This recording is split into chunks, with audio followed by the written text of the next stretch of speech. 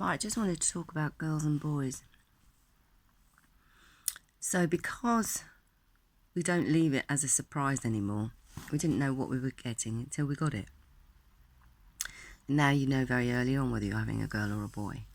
And so because of that, right, so let's go back. Before, let's say tribal, you didn't know what you were having, or you may have had an inkling, or maybe you were such a high spirituality then, you ordained it yourself what you were having.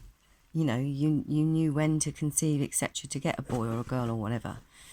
But also you called those children in.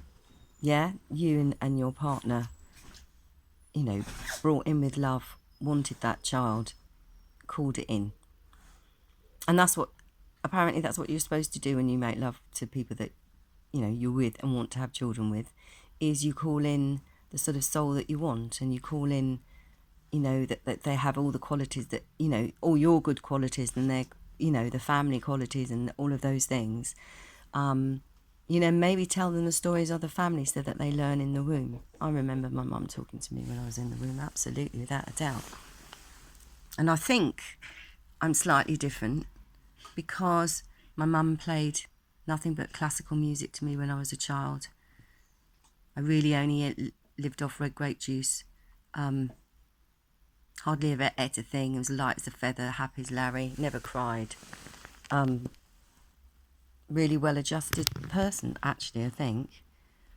And at one time I was a bit miffed that I had so many schools and stuff, but I think my mum was deliberately giving me a real look at the world, that every place, is a bit different. And so they should be. And so my theory is, if when babies come in, you'll just call them babies. You give them a nickname that is completely asexual. You call them a name, a pet name. I was called Moth. And actually, I think Mum... yes, that's right. My mum called me Moth because it was neutral. It was, whatever. And she did give me quite a few names on my birth certificate.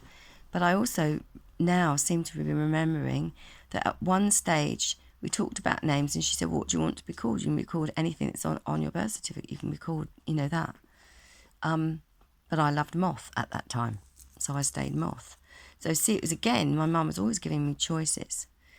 So going back to this, just supposing, right, a whole new generation, loads and loads and loads of babies are born.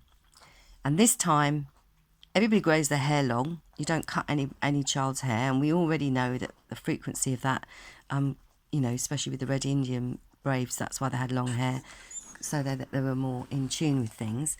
Well, obviously that's the same with girls. I remember my mum, and I really changed after the first time I cut my hair. My hair was like 3.5 foot long right the way down my back. And in a sense, that is a regret. No, it grows back and all the rest of it, and it's fun to try each thing. But actually, how many, when you look at these amazing Indian ladies and, other cultures, they undo their hair, and it's like, and it's beautiful. And let's face it, I think long hair is lovely. On boys.